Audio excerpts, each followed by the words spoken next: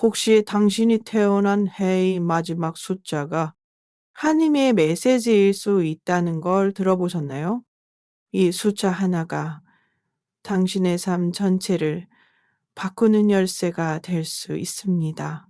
당신은 혹시 한 번이라도 왜 지금 이 시대에 태어났는지 깊이 생각해 본 적이 있습니까? 왜 수많은 세기와 세대를 지나 바로 그 해에, 바로 그날에, 바로 그 시간에 당신이 세상에 보내졌는지 말입니다. 많은 사람들은 그것을 우연이라 생각하지만 신앙의 눈으로 보면 그것은 결코 우연이 아닙니다. 천주님께서는 단 한순간도 헛되이 하지 않으시는 분이며 그분의 계획에는 오차도 실수도 없습니다. 당신의 이름, 외모, 목소리, 재능, 그리고 무엇보다 당신이 태어난 그 연도조차도 하느님의 섭리 안에 포함되어 있습니다. 이 사실은 단순한 위로가 아니라 우리 각자의 존재가 하느님의 위대한 계획 안에서 불려졌다는 성경적 진리입니다. 예레미야서 1장 5절에서 주님은 이렇게 말씀하십니다. 내가 너를 모태에 짓기 전에 너를 알았고 네가 태어나기 전에 너를 성별하였습니다. 너를 민족들의 예언자로 세웠다. 이것은 단지 예언자에게만 해당되는 말씀이에요. 우리가 하나님의 형상대로 창조되었고 각자에게는 고유한 목적과 사명이 주어졌습니다. 이것은 세상의 기준이나 타인의 기대와는 다른 하나님의 부르심입니다. 하나님은 당신을 특정한 시간과 공간에 특정한 가족 안에 두셨고 당신의 삶을 통해 이루고자 하시는 뜻이 분명히 있습니다. 당신의 탄생은 이 세상에 필요한 은총이 하나 더 추가된 것이며 세상의 어둠 속에 한 줄기 빛이 더해진 것입니다. 때로는 우리가 자신을 초라하게 느끼거나 특별하지 않다고 여길 수도 있습니다. 그러나 하느님은 바로 그 평범함 속에 특별함을 숨기십니다. 예수님께서도 베들레헴의 작은 마구간에서 탄생하셨고 세상에 눈은 오는 보잘것없는 목수의 아들로 자라나셨지만 그 안에는 세상을 구원할 구세주의 빛이 숨어 있었습니다. 마찬가지로 당신의 삶에도 하느님의 빛이 머물고 있습니다. 태어난 연도의 마지막 숫자 하나조차도 하느님의 섭리 속에 포함되어 있다고 믿어보십시오. 하느님은 숫자를 통해도 말씀하시고 사소한 기호 하나를 통해서도 당신의 마음에 속삭이시는 분이십니다. 그것이 바로 사랑의 언어이며 성령의 작용입니다. 우리 삶의 작은 부분조차도 무의미하지 않다는 사실은 우리를 더욱 겸손하게 하고 동시에 더욱 담대하게 만듭니다. 하나님은 당신을 통해 무언가를 이루고자 하십니다. 당신의 미소로 누군가의 하루가 위로받을 수 있고 당신의 침묵이 누군가의 아픔에 공감이 될 수 있습니다. 당신의 기도는 보이지 않지만 하늘에 닿고 당신의 선행은 땅 위에 하느님의 나라를 이루는 초석이 됩니다. 그러니 오늘 이 순간 다시금 하느님 앞에서 질문해 보십시오. 주님, 저를 이 땅에 보내신 그 뜻은 무엇입니까? 왜 하필이면 제가 바로 이 시대에 태어나야 했습니까? 이 질문은 그 단순한 호기심이 아니라 성숙한 신앙인의 시작점입니다. 그리고 그 물음 속에 하느님은 분명히 당신만을 위한 응답을 주실 것입니다. 세상은 당신이 없어도 돌아가는 것처럼 보이지만 하느님 나라의 퍼즐에는 당신이라는 조각이 반드시 필요합니다. 당신의 존재는 하느님의 완전한 계획 안에서 고의로 선택된 선물입니다. 당신은 우연히 태어난 존재가 아닙니다. 당신은 하느님의 의도 속에서 그분의 사랑 속에서 그분의 구원 역사 안에 뚜렷하게 새겨진 이름입니다. 그리고 그 진리를 믿는 순간 당신의 삶 전체가 성소로 변하게 될 것입니다. 우리가 사는 세상에서는 숫자가 단지 시간과 통계를 나타내는 도구일 뿐입니다. 하지만 하느님의 시선에서 본다면 숫자 하나하나에도 신비로운 뜻이 담겨 있을 수 있습니다. 당신이 태어난 해의 마지막 숫자, 그 한 자리 숫자마저도 우연한 것이 아니라 하느님의 은밀한 메시지를 담고 있는 표징일 수 있다는 생각을 해보신 적이 있습니까? 하나님은 모든 것을 질서 있게 창조하신 분입니다. 혼돈 속의 빛을, 무에서 질서를 이루신 전능하신 창조주께서 당신의 탄생 연도마저 무작위로 결정하셨을 리 없습니다. 오히려 그 연도, 그 계절, 그 시간은 하나님의 섭리와 목적 안에서 정해졌습니다. 그리고 그 마지막 숫자, 0부터 9까지의 숫자 중 하나는 당신의 삶에 숨겨진 하튼 핫 조각의 계시일 수 있습니다. 이것은 점성술도 점괘도 미신도 아닙니다. 이는 숫자에 대한 신비한 통찰을 통해 하느님의 뜻을 묵상하려는 거룩한 여정입니다. 구약과 신약 전체에서 하느님은 숫자를 통해 메시지를 전하셨습니다. 창세기의 7일 창조, 예수님의 40일 금식, 12지파와 12사도, 삼위일체의 신비, 이 모든 숫자들은 단순한 셈법이 아니라 하느님이 택하신 거룩한 상징입니다. 그렇다면 왜 하느님께서 당신이 태어난 해의 마지막 숫자를 통해 말씀하지 않으시겠습니까? 오히려 그분은 우리가 무심코 지나치는 아주 평범한 것들 속에 당신을 향한 사랑과 뜻을 숨겨두시곤 합니다. 마치 모세에게 불타는 떨기나무로 나타나셨고 동방 박사에게는 별빛으로 인도하셨던 것처럼 말입니다. 예를 들어 어떤 이가 1990년에 태어났다면 마지막 숫자는 0입니다. 누군가는 1987년생으로 마지막 숫자가 7입니다. 이 숫자 하나는 그 사람의 인생에 대한 하느님의 서명과도 같을 수 있습니다. 그것은 하느님께서 이미 당신을 어떤 삶으로 이끄시고자 하시는지를 암시하는 작은 열쇠일 수 있습니다. 하느님은 우리 각자를 독특하게 창조하셨고 우리 각자에게 다른 은총과 사명을 맡기셨습니다. 어떤 이는 치유자, 어떤 이는 지도자, 어떤 이는 평화를 만드는 사람이 되도록 부르심을 받았습니다. 당신의 마지막 숫자에 담긴 상징은 당신의 내면에 숨겨진 이 거룩한 역할을 비추는 한 줄기 빛이 될 수 있습니다. 그리고 그 숫자를 깊이 묵상함으로써 당신은 자신의 삶의 방향과 하느님의 뜻을 더 분명히 들을 수 있게 됩니다. 하느님은 당신을 사랑하시며 당신과 대화하시기를 원하십니다. 하지만 그분의 음성은 번개처럼 요란한 것이 아니라 자주 아주 부드럽고 조용하게 들려옵니다. 하느님의 음성은 성경의 한 구절일 수도 있고 우연히 들은 찬양의 가사일 수도 있으며 때로는 바로 이 숫자 하나를 통해서도 들려올 수 있습니다. 우리가 눈과 귀를 열고 믿음으로 받아들일 때 이 단순한 숫자조차도 하나님의 말씀으로 빛나기 시작합니다. 지금 이 순간 당신이 태어난 해의 마지막 숫자를 떠올려 보십시오. 그 숫자가 무엇이든 간에 그것은 당신을 향한 하느님의 숨결이 담긴 흔적입니다. 그것은 나는 너를 알고 있다. 너는 내 것이다. 라고 말씀하시는 하느님의 조용한 속삭임입니다. 당신의 존재는 결코 우연이 아니며 하느님은 당신의 삶의 거룩한 질서와 목적을 새겨 놓으셨습니다. 그 숫자를 통해 그분은 당신을 다시금 부르고 계십니다. 너는 누구인가? 나는 너에게 어떤 사명을 주었는가? 이 신비로운 묵상의 길 위에서 당신은 하느님의 음성을 더 선명하게 듣게 될 것이며 그 뜻을 따라 걷는 삶에 더 깊이 들어가게 될 것입니다. 하느님께서는 언제나 사람에게 말씀하십니다. 문제는 우리가 그분의 음성을 얼마나 자주 듣고 있는가, 아니면 그분이 주시는 표징을 얼마나 민감하게 알아차릴 수 있는가입니다. 하느님의 언어는 반드시 소리로만 들려오지 않습니다. 때로는 침묵 속에서 작고 사소해 보이는 무언가를 통해 또는 우리의 일상 속에 숨어 있는 상징을 통해 그분은 말씀하십니다. 중요한 것은 우리가 그것을 믿음의 눈으로 바라볼 수 있느냐는 것입니다. 성경을 보면 하느님은 수많은 방식으로 당신의 백성에게 말씀하셨습니다.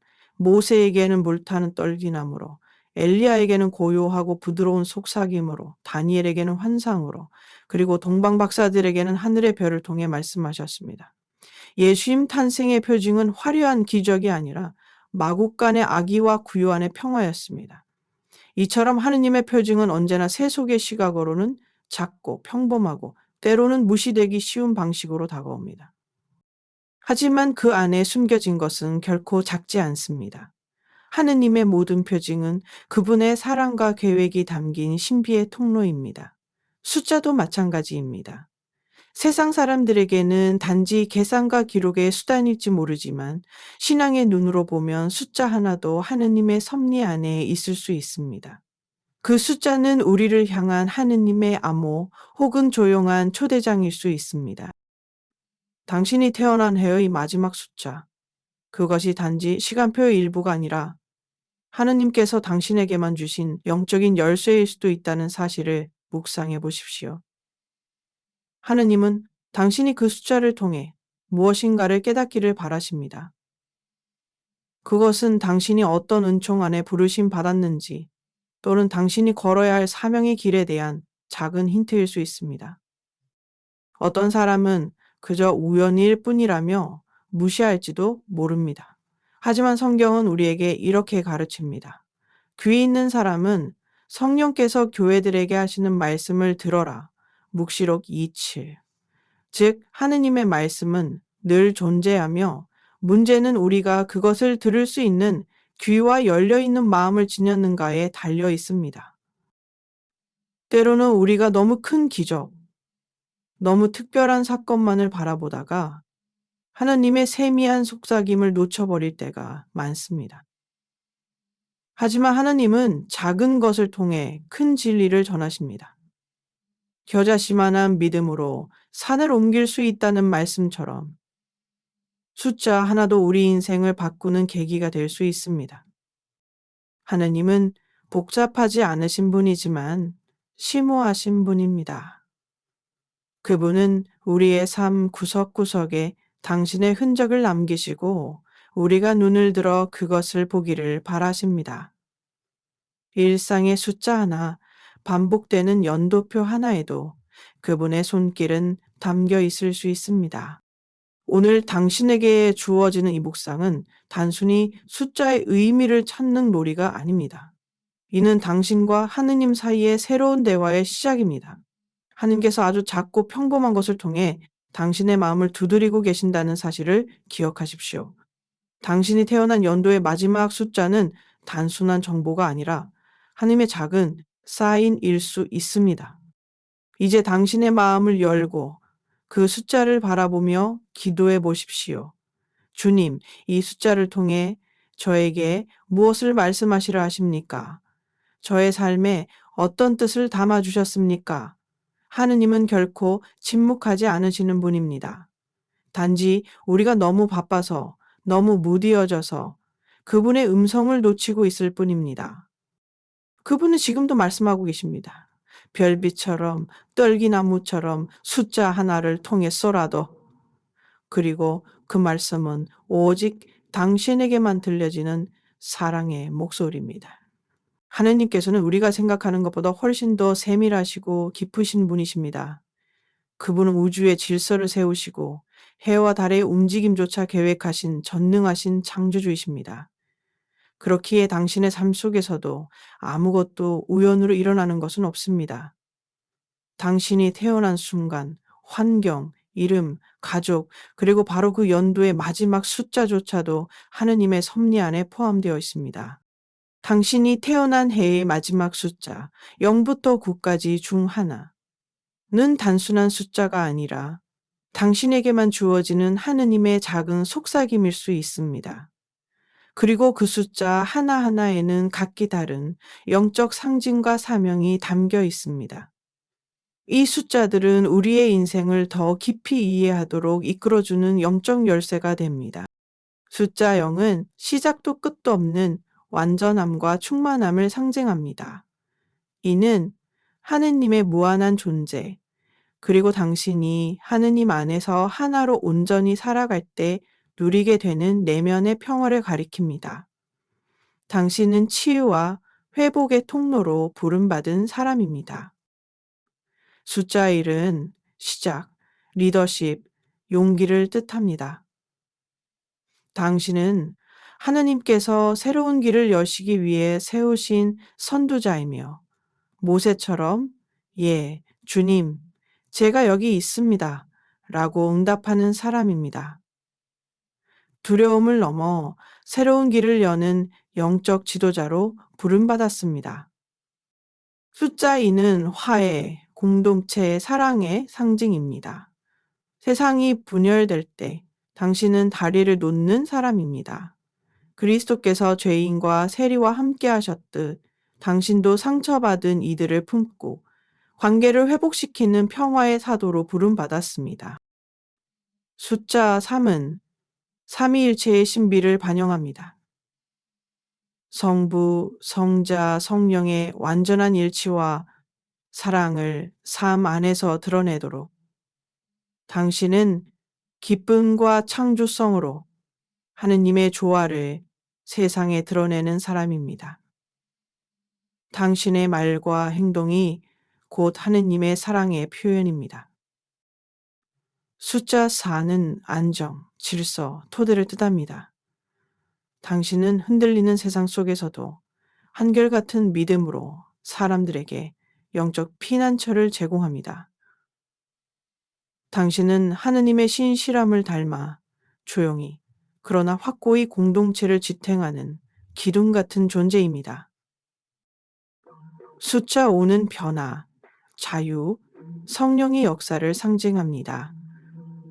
당신은 갇힌 곳에서 사람들을 해방시키고 두려움 대신 희망을 심어주는 사람입니다.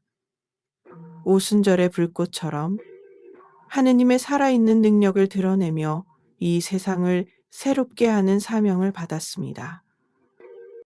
숫자 6은 사랑과 봉사의 의미를 담고 있습니다. 하느님께서 인간을 창조하신 여섯째 날처럼 당신도 사람을 돌보는 소명을 지녔습니다. 작고 보이지 않는 친절 속에 하느님의 손길을 전하는 숨은 천사입니다. 숫자 7은 완전함, 성화, 지혜의 숫자입니다. 당신은 말씀과 기도 속에서 하느님의 뜻을 깊이 묵상하며 살아갑니다. 세상 사람들과 다른 삶의 리듬으로 영적 깊이의 길을 걷는 영혼의 순례자입니다. 숫자 8은 새로운 시작과 부활의 상징입니다.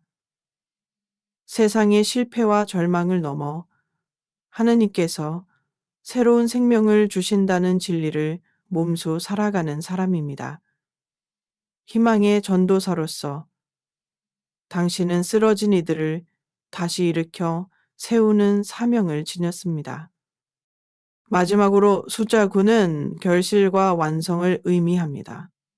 성령의 9가지 열매, 사랑, 기쁨, 평화, 인내, 친절, 선함, 신실함, 온유, 절제를 삶에서 풍성히 맺는 사람입니다. 당신은 그리스도의 성숙함을 드러내며 후대를 위한 축복의 유산을 남깁니다. 이처럼 숫자 하나하나가 단지 우연한 선택이 아니라 하느님의 뜻과 당신의 존재에 대한 계시일 수 있습니다. 이 숫자를 깊이 묵상할 때 우리는 하느님께서 우리 각자에게 어떤 고유한 사명을 맡기셨는지 조금씩 알아가게 됩니다. 하느님은 우리 각자에게 말씀하십니다.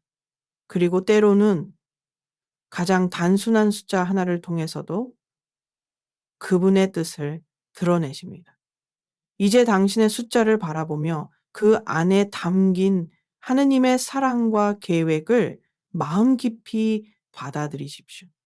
그 숫자 속에 당신의 소명과 정체성이 숨어 있습니다. 많은 사람들이 숫자나 표징에 대해 이야기할 때 우리는 흔히 그것을 점성술이나 미래 예언처럼 오해하기 쉽습니다. 하지만 신앙의 길에서 이러한 표징들은 전혀 다른 목적을 가집니다.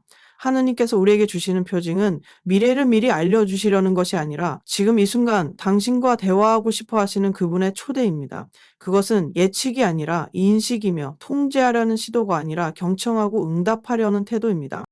우리가 묵상하는 숫자, 예를 들어 당신이 태어난 해의 마지막 숫자는 단순한 장식이 아닙니다. 그것은 당신의 존재와 삶에 대해 하느님께서 이미 말씀하고 계신 은밀하고 조용한 언어일 수 있습니다. 하느님은 우리에게 항상 말씀하시는 분이지만 그 음성은 번개처럼 요란하거나 세상의 소음 속에서 들리는 것이 아니라 종종 작고 보잘것없어 보이는 것들 속에 숨겨져 있습니다. 예수님께서는 귀 있는 사람은 성령께서 교회들에게 하시는 말씀을 들어라. 묵시록 2779 말씀하셨습니다. 이는 단순히 듣는 귀를 의미하는 것이 아니라 영적으로 깨어있는 감수성과 신앙의 귀를 의미합니다. 하느님의 말씀은 항상 우리 삶을 감싸고 있지만 우리가 깨어있지 않으면 그것을 알아차리지 못합니다. 숫자를 통한 묵상은 점치는 행위가 아닙니다. 이는 오히려 하느님의 섭리를 묵상하고 그분께서 나에게 부여하신 삶의 방향과 사명을 깊이 생각해보게 만드는 도구입니다. 세상의 수많은 예언이나 미신이 인간의 불안과 통제 욕구에서 비롯된다면 신앙 안의 묵상은 오직 하나님의 뜻에 나 자신을 더 깊이 맡기기 위한 믿음의 여정입니다. 당신의 마지막 숫자가 0이든 5이든 9이든 상관없습니다. 중요한 것은 그 숫자에 담긴 의미가 당신의 삶에 어떻게 반영되고 있는지, 그리고 당신이 그 안에서 하느님의 메시지를 어떻게 받아들이고 있는지입니다. 숫자, 그 자체가 중요한 것이 아니라 그 숫자를 통해 하느님이 당신에게 말씀하시고자 하는 내용을 듣고자 하는 당신의 마음이 중요한 것입니다. 예컨대 어떤 사람이 숫자 1을 통해 시작과 용기의 메시지를 받았다고 해서 그가 반드시 지도자가 되어야 한다는 뜻은 아닙니다. 그것은 오히려 당신의 삶에 새로운 시작이 필요하다 또는 하느님께서 당신에게 작은 불씨 하나를 심으셨다는 상징적인 초대일 수 있습니다. 이처럼 숫자 하나가 말하는 것은 구체적인 사건이나 결과가 아니라 삶에 대한 새로운 시선, 하느님의 시선에서 나 자신을 바라보는 방식입니다. 묵상은 언제나 지금 여기서 시작됩니다. 하느님은 우리의 과거를 다 아시고 미래도 주관하시는 분이지만 우리가 그분과 만나는 시간은 항상 지금 이 순간입니다. 숫자를 통해 하는 이 묵상 또한 나의 현재를 돌아보며 하느님의 음성을 듣고 그분의 손길을 느끼는 순간입니다. 주님, 저를 통해 무엇을 하시고자 하십니까? 이 질문이야말로 가장 성숙한 신앙인의 기도입니다. 그리고 그 질문은 언제나 지금 이 자리에서 시작될 수 있습니다. 당신의 삶을 다시 바라보고 그 안에 녹아있는 하느님의 작은 메시지를 찾아 나서십시오. 그 메시지는 예기치 않은 위로일 수도 있고 새로운 결단일 수도 있으며 잊고 있었던 정체성의 회복일 수도 있습니다. 하느님은 대단한 표징이 아닌 작은 숫자 하나로도 말씀하실 수 있는 분입니다. 그분은 당신의 마음을 두드리고 계시며 단지 내가 들을 준비가 되었느냐고 물으실 뿐입니다. 미래를 점치는 것이 아니라 지금 이 순간 당신과 함께 걷고 싶다는 그분의 마음을 듣는 것이 이 묵상의 진정한 목적입니다. 당신이 그 묵상에 응답할 때 하느님의 말씀이 단순한 숫자를 통해도 생생하게 들려올 것입니다. 숫자가 곧 말씀이고 말씀은 곧 당신의 삶 안에서 살아계신 하느님의 사랑입니다. 우리 각자는 저마다 고유한 길을 걷고 있습니다. 하지만 때로는 이 길이 어디로 향하는지, 나는 누구이며 무엇을 위해 이 땅에 존재하는지에 대해 혼란스럽고 막막할 때가 있습니다. 그런 순간일수록 우리는 스스로를 되돌아보아야 합니다. 하느님께서 나를 어떤 존재로 창조하셨는지, 그리고 내 삶에 어떤 부르심이 담겨 있는지를 묵상하는 시간은 그 무엇보다 당신이 태어난 해의 마지막 숫자를 통해 이러한 영적인 묵상을 시작해 보십시오. 겉보기에 단순하고 사소한 숫자 하나가 하느님의 사랑 안에서는 깊고도 풍성한 의미를 담고 있을 수 있습니다. 숫자 하나가 당신의 내면을 비추는 거울이 되고 그 거울을 통해 하나님께서 당신에게 주신 정체성과 사명이 서서히 드러날 수 있습니다. 묵상은 곧 자기 인식의 여정입니다. 하느님께서는 우리에게 너 자신을 알라고 말씀하신 적은 없지만 내가 너를 안다고 수없이 말씀하셨습니다. 그렇기에 참된 자기 인식은 나 자신이 나를 안다는 것이 아니라 하느님이 나를 어떻게 보고 계신가를 묵상하는 것에서 시작됩니다. 그리고 숫자 하나조차도 그분께서는 우리에게 말씀하시기 위한 도구로 사용하실 수 있습니다. 예를 들어 마지막 숫자가 3인 사람은 삼위일체의 조화와 기쁨이라는 주제를 통해 자신의 삶의 기쁨과 공동체적 사랑을 드러내는 은총이 있다는 것을 발견할 수 있습니다. 혹은 숫자 6을 가진 사람은 봉사와 자비의 길을 통해 일상의 작은 사랑이 얼마나 큰 치유와 평화를 불러오는지를 새롭게 느낄 수 있습니다. 중요한 것은 각 숫자가 단지 상징일 뿐만 아니라 하느님과 나 사이의 깊은 대화를 시작하게 만드는 열쇠가 된다는 사실입니다. 그 숫자를 묵상할수록 우리는 스스로에게 이런 질문을 던지게 됩니다. 나는 지금 나의 삶을 통해 하느님의 뜻을 드러내고 있는가? 하느님께서 나를 창조하신 본래의 이유는 무엇인가? 나는 어떤 방식으로 이 세상의 빛과 소금이 될 수 있을까? 이런 질문은 단순한 자기 개발을 넘어 영적인 정체성과 소명을 되찾는 여정으로 우리를 이끕니다. 그리고 이 여정은 세상이 줄 수 없는 참된 평화와 방향성을 선사합니다. 세상이 말하는 성공, 명예, 인정과는 다른 차원의 목적과 보람이 거기서 비롯됩니다. 우리의 정체성은 세상 안에서 얻는 것이 아니라 하느님 안에서 발견되는 것입니다. 숫자 하나를 묵상하는 이 단순한 시도는 그런 면에서 매우 깊고 놀라운 전환점이 될 수 있습니다. 삶을 그냥 살아가는 것이 아니라 하느님의 눈으로 나 자신을 바라보고 그분의 시선 안에서 나의 길을 새롭게 설정하는 기회가 됩니다. 이제 당신의 숫자를 다시 바라보십시오. 그리고 그 숫자가 당신에게 속삭이는 영적인 의미를 받아들이십시오. 그것은 위로일 수도 있고 도전일 수도 있습니다. 그러나 분명한 것은 그 숫자는 당신을 위한 하느님의 개별적인 메시지라는 사실입니다. 그 숫자를 통해 시작된 묵상이 당신을 더욱 깊은 기도로 이끌기를 바랍니다. 그리고 그 기도 안에서 하느님께서 당신에게 말씀하시고 당신은 그분의 음성에 다시 예, 주님, 여기 제가 있습니다. 라고 응답할 수 있기를 바랍니다. 이것이 바로 소명을 발견하는 여정이며 하느님과 동행하는 인생의 시작점입니다. 당신의 삶에는 우연이 없습니다. 숫자 하나 속에도 그분의 손길이 숨어 있습니다. 그분은 지금도 조용히 말씀하십니다. 나는 너를 지명하여 불렀고 너는 내 것이라. 그 음성을 들을 준비가 되었습니까? 당신은 결코 우연히 태어난 존재가 아닙니다.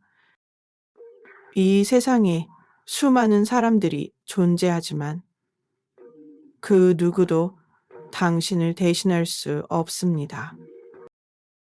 당신은 하느님의 특별한 계획 안에서 오직 한 번, 오직 하나뿐인 존재로 창조되었습니다. 세상은 때때로 우리에게 너는 부족하다, 너는 특별하지 않다는 메시지를 끊임없이 주입합니다.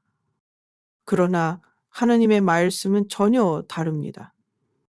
이사야 43장 1절에서 주님은 이렇게 말씀하십니다. 나는 너를 지명하여 불렀고 너는 내 것이다. 이 짧은 구절 안에 당신 존재의 진리가 고스란히 담겨 있습니다. 하느님은 당신을 창조하실 때 실수로 만든 것이 아닙니다. 당신의 외모, 성격, 감정, 재능, 약점까지도 모두 그분의 손길 안에서 형성된 것입니다. 그리고 당신이 태어난 시간과 장소, 심지어 연도의 마지막 숫자 하나조차도 그분의 세밀한 계획 안에 포함되어 있습니다. 그 숫자 하나는 하느님께서 당신에게만 주신 숨은 서명, 사랑의 표식일 수 있습니다. 그 숫자를 통해 당신은 자신이 얼마나 독특하고 특별한 부르심을 받았는지 묵상할 수 있습니다. 어쩌면 당신은 세상의 기준으로는 평범하고 주목받지 못하는 사람일 수 있습니다. 하지만 하느님 보시기에는 당신은 이 세대에 꼭 필요한 빛과 같은 존재입니다. 하느님은 아무 목적 없이 우리를 창조하지 않으십니다. 모든 사람은 각자의 소명과 사명, 즉, 하느님의 계획 안에서 맡겨진 역할이 있습니다. 누군가는 치유자로, 누군가는 중보기도자로, 누군가는 조용히 뒷자리에서 봉사하는 사람으로 불림 받습니다. 모두가 같을 필요는 없습니다. 오히려 당신만이 할 수 있는 당신만의 길이 반드시 있습니다. 당신의 삶이 혹시 실패나 실망, 고통으로 얼룩져 있다고 해도 그것조차도 하느님은 도구로 사용하실 수 있습니다. 로마서 8장 28절은 이렇게 말합니다. 하느님을 사랑하는 이들, 그분의 뜻에 따라 부르심을 받은 이들에게는 모든 일이 함께 작용하여 선을 이룬다. 이 말씀처럼 당신의 눈물, 넘어짐, 심지어 과거의 상처까지도 하느님께서는 선으로 바꾸실 수 있는 능력을 지니신 분이십니다. 당신은 이 세상에 던져진 존재가 아닙니다. 당신은 보냄받은 존재입니다. 이 땅에 필요한 어떤 선을 위해, 어떤 사람의 위로를 위해, 어떤 어둠 속에 빛을 비추기 위해 하느님께서 보내신 사람입니다. 그 진실을 믿는 순간 당신의 일상은 더 이상 평범하지 않습니다. 당신의 말, 표정, 침묵, 손길이 모두 하느님의 도구가 될 수 있습니다. 숫자 하나를 통해 묵상해 보십시오. 그 안에 담긴 메시지를 귀 기울여 들으십시오. 그것은 단순한 상징이 아니라 하느님께서 당신에게만 건네시는 속삭임일 수 있습니다. 나는 너를 필요로 한다. 너를 이 시대에 보낸 이유가 있다. 너의 존재는 나의 사랑을 드러내는 통로다. 당신이 이 부르심을 믿고 받아들일 때 삶의 방향이 달라지기 시작할 것입니다. 더 이상 비교하지 않고, 더 이상 주저하지 않고, 당신만의 속도로 걸어가게 될 것입니다. 왜냐하면 당신은 하느님의 사랑 안에서 완전한 계획의 일부로 창조된 사람이기 때문입니다. 그러니 오늘 이 순간 당신 자신에게 이렇게 말해 보십시오. 나는 실수가 아니다. 나는 선택받았다.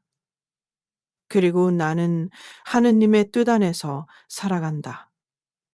이 믿음이 당신의 마음을 평화로 채우고 삶 전체를 성소로 바꾸어 줄 것입니다.